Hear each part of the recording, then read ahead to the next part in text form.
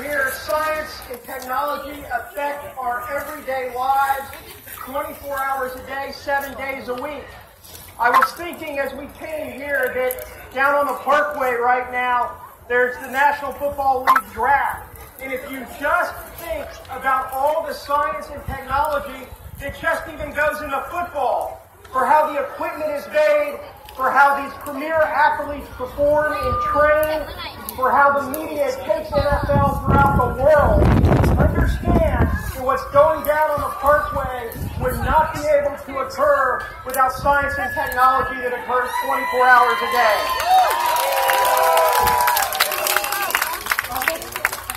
I would also say perhaps there is no greater time in our history to gather around and show that facts are facts, that science and technology is so important, and we all need to come together and show how it works, whether in technology and healthcare and kinesiology and engineering, you name it. Science and technology makes this world work, it brings jobs, and it ensures that our future is great for everyone. Science and technology is perhaps one of the most important things we can have.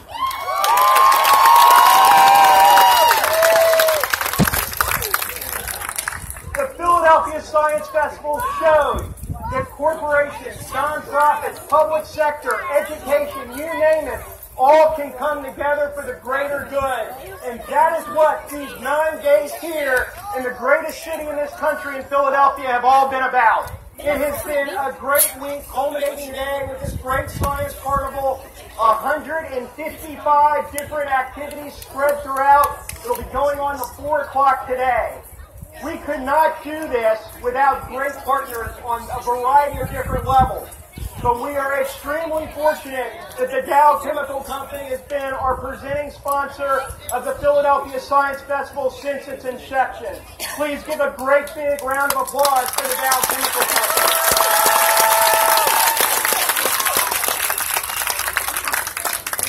And as you look around, you see a great group of other sponsors listed throughout signs throughout here and on the back of your maps.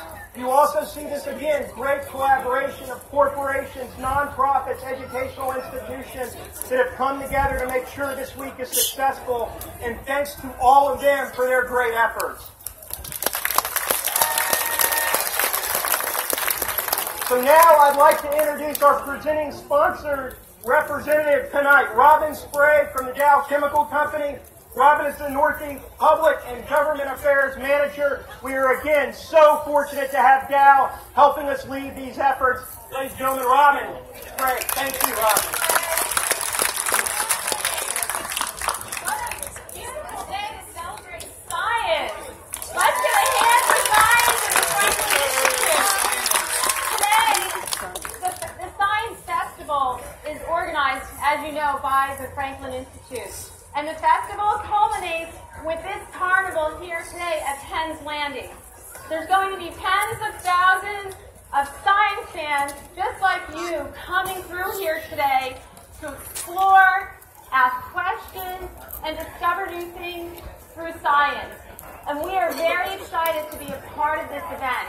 The Dow Chemical Company, we love science, and we love scientists and engineers and technicians and mathematicians. And we hope you all look into that and pursue that in your lives as well. But at Dow, we would really like to thank a few people, and in particular, we really would like to thank Larry for not only your friendship, but your leadership and partnership in helping to educate the next generation of scientists and making it fun along the way. And additionally, we would like to say a special thanks to Jerry Tuskin and Ellen Strappy for all the work that they have done. They made this happen today. And their team. No one does it alone. But they have been a fantastic team, and you have encouraged and excited students to explore science as well.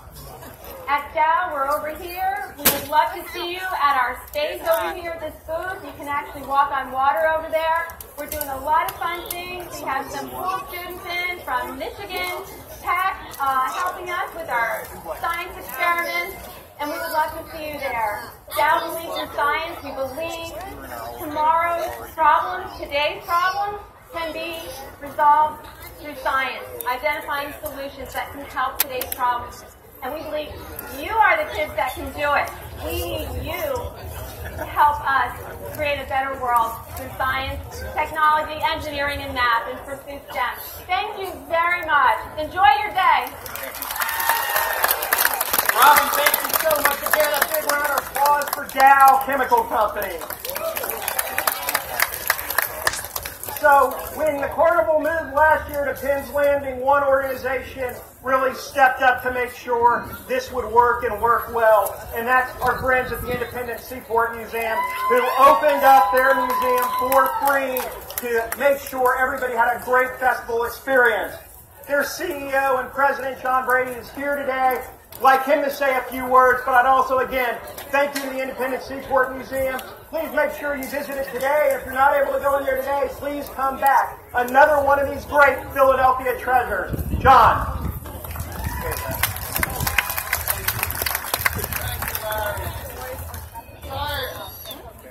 That river provides drinking water for 15 million people. That's because of science and technology. Those ships move on that river through science and technology. Those bridges, those buildings being built, all of it around this carnival, science and technology. That's what the Seaport Museum is about. It's free today. Come on in, and as an added bonus, NASA's in there, and there's nothing cooler than that. Thank you. And thank you to the Franklin Institute.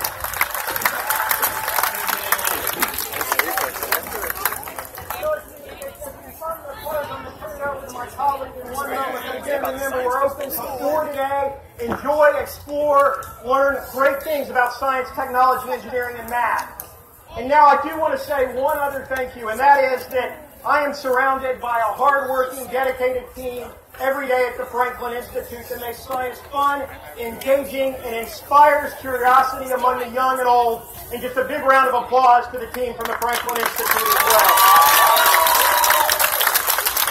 Perhaps our most prominent individual on the Franklin Institute staff is a man who communicates science better than anybody. That is our chief astronomer, Derek Pitts. Derek. Good morning, everybody. Good morning. Welcome, welcome, welcome to the carnival here at Penn's Landing. So, you know all about Philadelphia Science Festival's great carnival every year. And you know that there's always one event that really exemplifies what we do here at the carnival and also at the Franklin Institute. You know, the science education stuff and all that. But, you know the other part, right? There's always some kind of big what? Explosion! Bang! A big explosion! So, what would the beginning of this carnival be like if we didn't have some kind of big explosion? And we have one for you today for sure. So, as our grand opening demonstration for the 7th annual Philadelphia Science Festival, Science Carnival, here at Penn's Landing, today we have the 75 Rocket Salute! So, here's what we have. We have 2 teams of Rocketeers. They're actually the Franklin Institute, Philadelphia Science Festival STEM punks. You get it? STEM punks, right? Right over there you'll find 5 on that side and 5 on that side. These STEM punks are armed and ready to go. They each have a full set of these incredible rockets that they're going to launch for us. So let me tell you about the rockets. So first of all, these are soda bottles. They're Coca-Cola soda bottles. So let me just give a quick shout out to Coca-Cola for their support of our program today. Thank you very much, Coca-Cola. I'll tell you, we weren't after the soda, we were just after the bottle, okay? All right, so now what we're going to do is, how this is going to work is, the STEM punks are going to fill each one of those bottles with a very special propellant. Now, if you've been to the NASA booth already, you may have heard some about rockets and propellants. If you haven't been, you've got to go and learn more after you see the demo. But you know what the propellant is, right? The propellant is the what? The fuel, right? what do we need to do to get the fuel to explode? What do we need after that? Fire! Fire! Okay, so here's how that's going to be introduced. They have the bottle, they have the fuel they're going to put inside, and then they have an igniter that's going to provide the fire. And what do you think's going to happen after that? You got it, there's going to be a big bada boom. Okay? All right, so one warning for you. Well, two warnings really. Everybody stays right up here. And the other thing is, when they start to set these off, they might be a little loud. So you want to put your hands over your ears to protect your ears. But check this out. If I only have 5 over here on this side and 5 rocketeers on this side, and it's going to be 75 rockets, that means they're each going to have to shoot off a whole lot of rockets, right? Oh, really? Okay, so we're going to get this rolling now, and to give the directions to the rocketeers to get the fire volleys going, Joe Talento from the Franklin Institute's Traveling Science Service is going to give the countdown to the rocketeers. You ready, Joe? There he is. Take it away, Joe.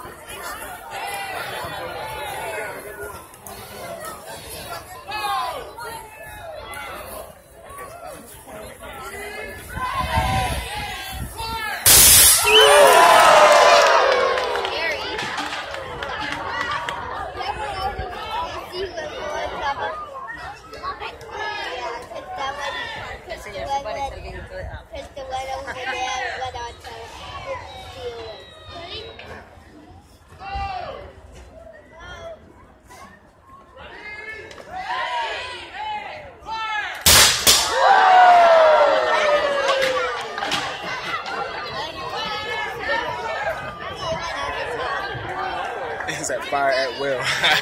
There's still more to come. There's a lot more to come. I hope your name's not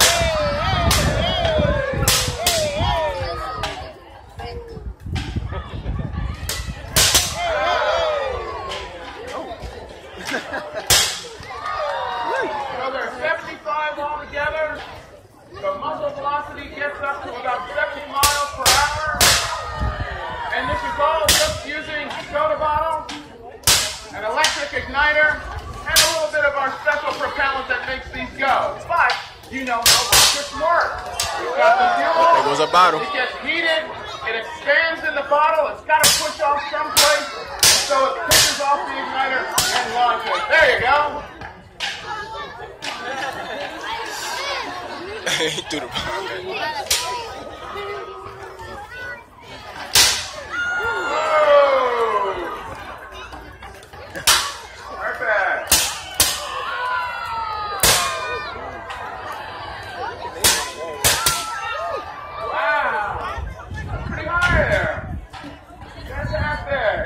Still more to come. They're not done yet.